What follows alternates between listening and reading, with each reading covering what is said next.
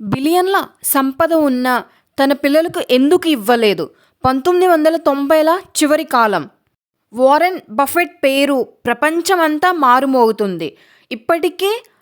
ఇప్పటికే ఆయన బిలియన్ల డాలర్ల సంపద సంపాదించాడు. ప్రపంచంలోని అత్యంత ధనవంతుల జాబితాలో చేరిపోయాడు. కానీ ఆయన జీవితం చూసిన వారు మాత్రం ఒక విషయం నమ్మలేకపోయేవారు. ఒకరోజు ఓ జర్నలిస్ట్ అడిగాడు, మీ దగ్గర బిలియన్ల డాలర్లు ఉన్నాయి, అయినా మీరు ఇంకా అదే ఇంట్లో ఎందుకుంటున్నారు? అందరూ అనుకున్నట్లు బఫెట్ దగ్గర రాజ్ మహల్ లేదు, 100 ఎకరాల భవనం లేదు, ప్రైవేట్ ఐలాండ్ లేదు. 1958లో కొన్న ఇంట్లోనే ఇప్పటికీ నివసిస్తున్నాడు. ఆ ఇల్లు కొనడానికి అప్పట్లో ఖర్చు చేసిన మొత్తం సుమారు $31,500 మాత్రమే. ప్రపంచంలోని అత్యంత ధనవంతులలో ఒకడు. కానీ జీవితం మాత్రం సాధారణ వ్యక్తిలా. ఉదయం లేచి పేపర్ చదవడం, కోక్ తాగడం, పని చేయడం, అంతే. అతని జీవితంలో ఆడంబరం కన్నా ఆలోచనలకు ఎక్కువ విలువ.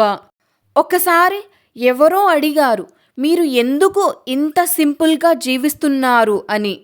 బఫెట్ నవ్వుతూ చెప్పాడు, నాకు 400 కార్లు ఉన్నా ఒకేసారి ఒక్క కారులోనే ప్రయాణించగలను. 100 ఇళ్ళు ఉన్నా ఒకేసారి ఒక్క ఇంట్లోనే నిద్రపోగలను. ఆ సమాధానం ప్రపంచమంతా వైరల్ అయింది. డబ్బు, ఆనందం కొనలేదని కాదు, కానీ ఒక స్థాయి దాటాక డబ్బు మన జీవితాన్ని మార్చదు, మన ఆలోచనలే మార్చుతాయి.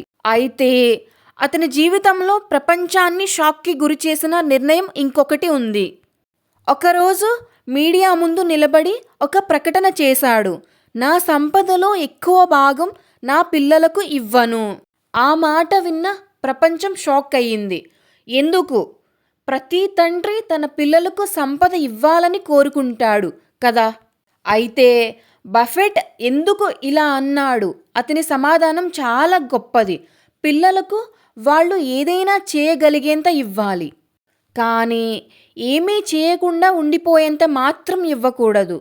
ఈ ఒక్క మాట ప్రపంచంలో కోట్లాది తల్లిదండ్రులను ఆలోచింపజేసింది. ఎందుకంటే అతనికి తెలుసు, సంపద కంటే సామర్థ్యం గొప్పది. డబ్బు ఇవ్వడం సులభం, కానీ కష్టపడే మనస్తత్వం ఇవ్వడం చాలా కష్టం.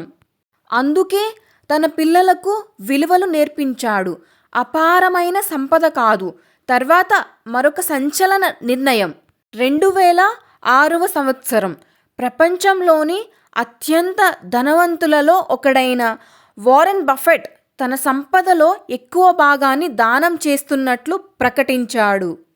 బిలియన్ల డాలర్లు చారిటీకి ప్రపంచ చరిత్రలోనే అతిపెద్ద విరాళాలలో ఒకటి.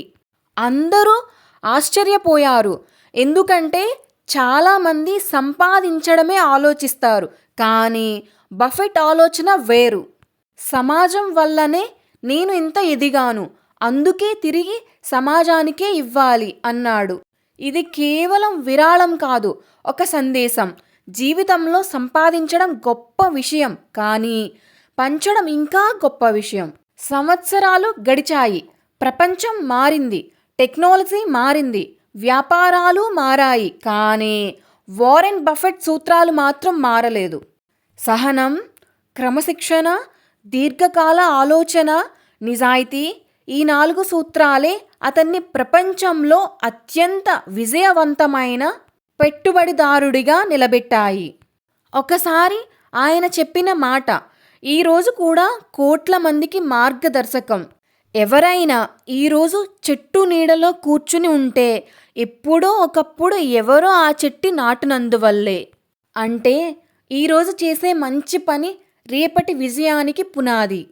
చిన్న చిన్న నిర్ణయాలు పెద్ద పెద్ద విజయాలకు దారితీస్తాయి. 11 ఏళ్ల వయసులో మొదటి స్టాక్ కొన్న అబ్బాయి 14 ఏళ్లకే వ్యవసాయ భూమి కొనుగోలు చేశాడు. యువకుడిగా పెట్టుబడులు పెట్టాడు. బెర్క్షైర్ హథావేను స్వాధీనం చేసుకున్నాడు. బిలియన్ల డాలర్లు సంపాదించాడు. కానీ చివరికి సాధారణ మనిషిగానే జీవించాడు. అదే వారెన్ బఫెట్ మహత్వం. డబ్బు వల్ల కాదు, విలువల వల్ల గొప్పవాడయ్యాడు. Series ending. విజయం అంటే కేవలం డబ్బు కాదు. విజయం అంటే సరైన నిర్ణయాలు. విజయం అంటే సహనం. విజయం అంటే నేర్చుకుంటూ ముందుకు సాగడం. ఒక సాధారణ బాలుడు ప్రపంచానికి స్ఫూర్తిగా మారిన కథే వారెన్ బఫెట్ జీవితం.